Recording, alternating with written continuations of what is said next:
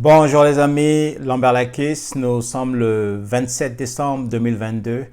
Je voudrais vous parler, vous exhorter à la prudence sur les routes, au volant, dans ces temps en cette fin d'année 2022.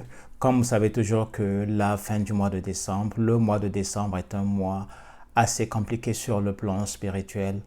Et je voudrais, avant de commencer, vous partager un petit rêve que j'ai fait hier, je dirais ce matin, très tôt ce matin. Et il était environ 5h30 et je m'étais retrouvé sur une route au volant de ma voiture. Je conduisais, la route était dégagée, je roulais à 110 km/h. Et en passant, j'ai vu deux accidents et soudainement, je me suis moi-même retrouvé dans un accident. Et ma voiture avait percuté un rocher et moi je me suis retrouvé sur une colline. Je n'avais rien eu, Dieu m'a sorti de là sain et sauf, aucune égratignure, un tout petit malaise au genou droit. C'était tout. Lorsque j'ai regardé en bas de la colline, j'ai aperçu des femmes qui parlaient français et j'ai crié au secours et l'une d'elles a pris son téléphone et a appelé certainement les secours. Quelque temps après, je me suis retrouvé en bas avec elle et il y avait d'autres personnes qui venaient aussi. Et soudainement, je me suis mis à témoigner la grandeur de Dieu. Très fort, je leur ai dit ce que Dieu avait fait pour moi, comment est-ce qu'il avait envoyé un ange pour me sortir du véhicule par la fenêtre en une fraction de seconde. C'était merveilleux. Voilà, et mon rêve s'est arrêté là. Pourquoi je prends le temps de parler de ce rêve?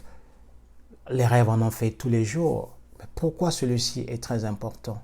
Mais premièrement, je voudrais lire dans le livre de Job au chapitre 33 du verset 14 au verset 18. Ça dit ceci: Dieu parle cependant tantôt d'une manière, tantôt d'une autre, et l'on n'y fait pas attention. Il parle en songe, en vision nocturne, quand un profond sommeil tombe sur les hommes.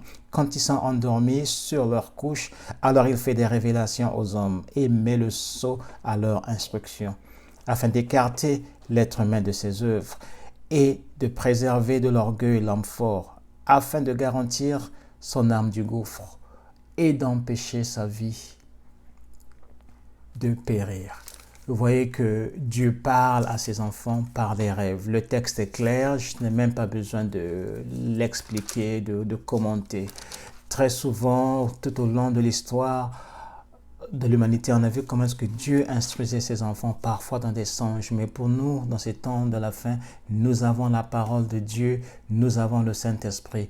Le Saint-Esprit est notre autorité. La parole de Dieu, le Saint-Esprit nous enseigne les Écritures, nous permet, nous aide à les comprendre. Mais la parole de Dieu, c'est notre autorité centrale. Le psaume 66 au verset 16 dit ceci: Venez, écoutez, vous tous qui craignez Dieu, et je raconterai ce qu'il a fait pour mon âme. Dieu est bon. Quand il fait des bonnes choses pour nous, témoignons. Alors, bien aimé, la parole de Dieu, comme je disais, c'est notre baromètre, c'est l'autorité centrale.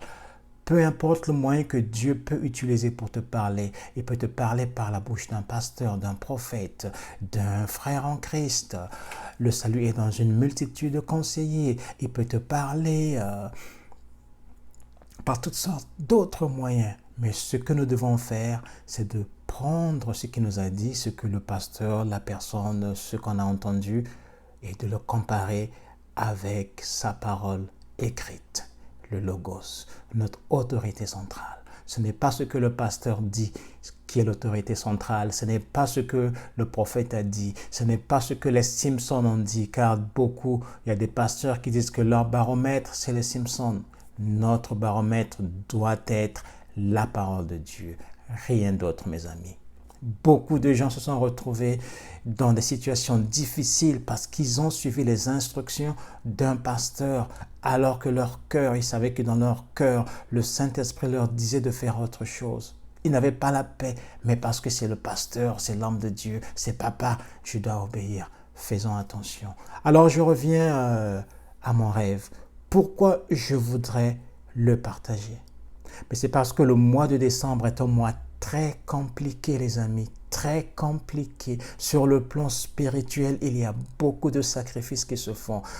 Plus on approche la fin de l'année, et généralement le 31 décembre, il y a beaucoup d'accidents. Les artères sont principales, les routes sont minées spirituellement. Le diable a besoin de sang. Les satanistes font des sacrifices humains à leur Dieu. Alors nous, chrétiens, nous devons veiller dans la prière. Nous avons cette responsabilité d'être proactifs. Veillons, prions pour le peuple de Dieu, prions pour nous-mêmes, prions pour nos familles, prions pour nos bien-aimés. Et vous aussi, chrétiens, peuple de Dieu, vous avez la responsabilité d'être prudent sur les routes. Si vous voyez que le taxi dans lequel vous êtes, le chauffeur de taxi fait des folies au volant, ou le conducteur de bus, parlez-lui, dites-lui de ralentir, les amis. Votre vie est importante. N'ayez pas peur de confronter les gens qui font des mauvaises choses. Parlez-leur. Mes chrétiens, je vous exhorte à la prière, à l'intercession, parce que Dieu nous a donné le pouvoir de détruire les œuvres du diable. Par la prière, nous avons cette capacité de détourner, de déjouer les plans qu'ils ont déjà mis en place pour cette fin d'année.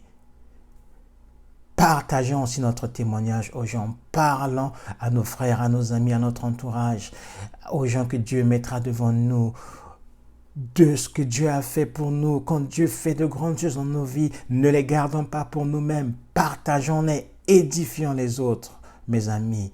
Voilà le petit message que j'avais pour vous. Si tu n'as pas encore Jésus dans ta vie, mon ami, tu n'es pas protégé. Ce n'est pas le féticheur, ce n'est pas le talisman que tu as là qui va te protéger des accidents, des attaques, de quoi que ce soit. Jésus est un abri sûr. Jésus est la meilleure protection que tu puisses avoir. Alors ce que je te demande de faire, repens-toi de tes péchés.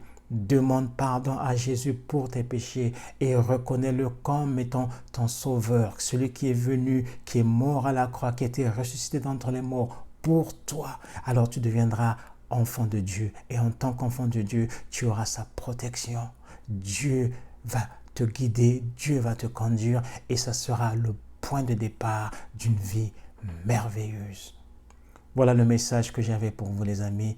Soyez prudents dans ces derniers jours du mois de décembre, de l'année, je dirais, 2022. Soyez prudents, soyez sobres, veillez, priez, car les temps sont mauvais. Les jours devant nous sont très mauvais. Nous avons besoin de Jésus. Nous avons besoin de cet abri sûr. Que le Seigneur vous garde et si tout va bien, si Dieu le permet, je voudrais encore partager 2 autres messages avant la fin de cette année. Soyez bénis, mes amis. Partagez cette vidéo à vos bien-aimés. Ne la gardez pas pour vous-même. On ne sait jamais qui pourrait être sauvé, touché par ce message, protégé, parce qu'il aura écouté ce message grâce à vous. Que le Seigneur vous garde et à très bientôt.